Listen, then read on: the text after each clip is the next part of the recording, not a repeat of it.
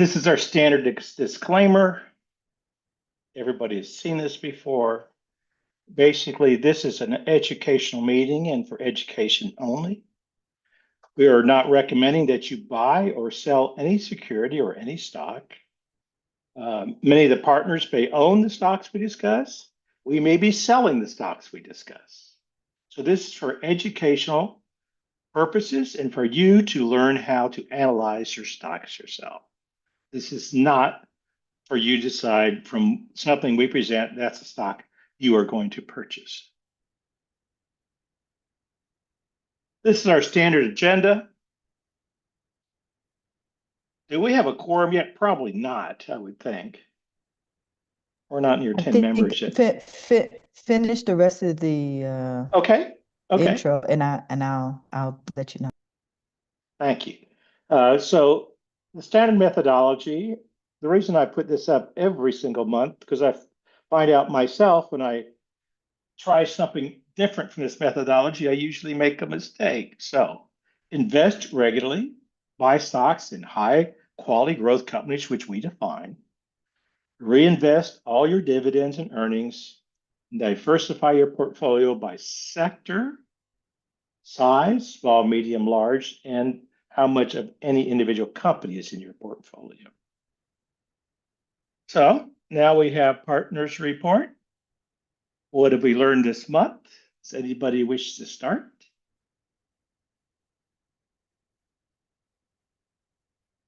Well, I'm going to talk about situational awareness.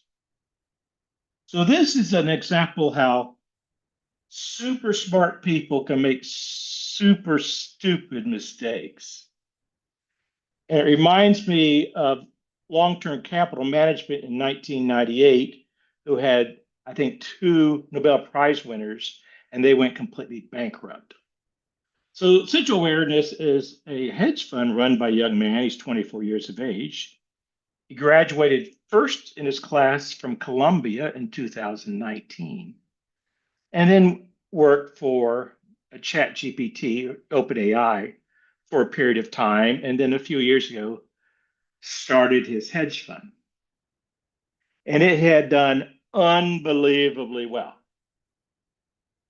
I mean, it was tremendous. But he was doing 2 things that you just don't do. Number one, he was borrowing 4 times the amount of money in his hedge fund. So he is highly levered. And number 2, he was basically long the artificial intelligence stocks, and he was short. In other words, these stocks went down, he would make money. He was short the software companies. What happened a couple of weeks ago is what had been going great didn't for a week or 2. And AI stocks went down and software stocks went up, and he went basically belly up.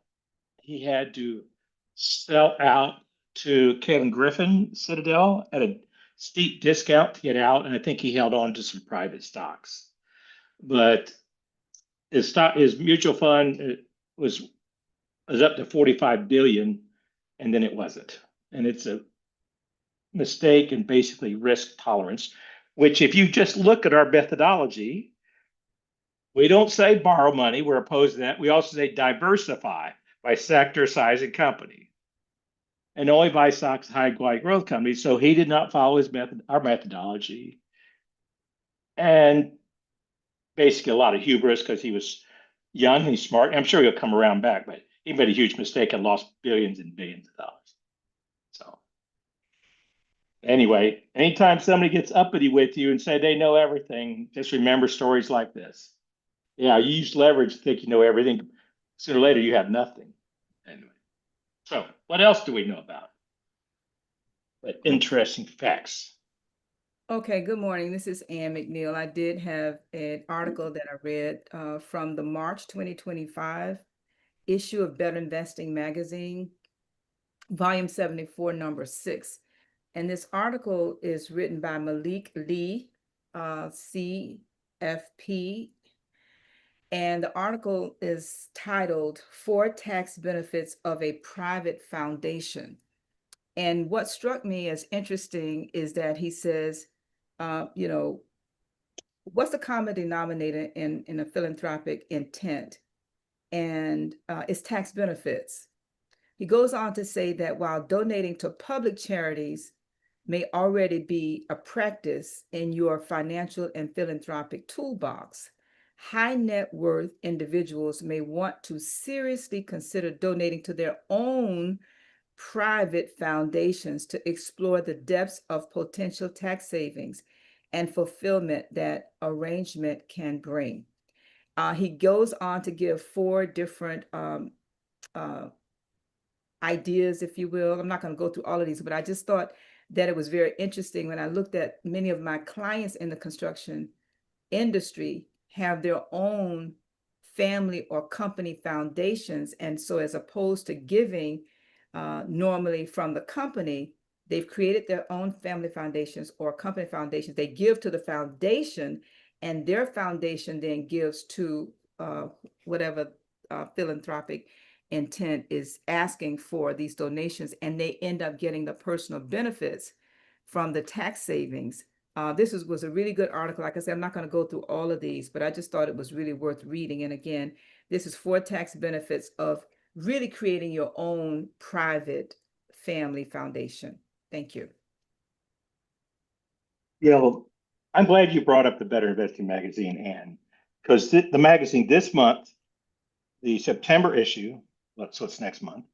I just got it the other day, and there's one article on pursuing home ownership, which is, I believe, the best article I've ever seen on this specific subject. When you're able to, how much to finance, what are the costs? So if anybody's interested in home ownership, or your children are, I mean, I think it's an unbelievable article.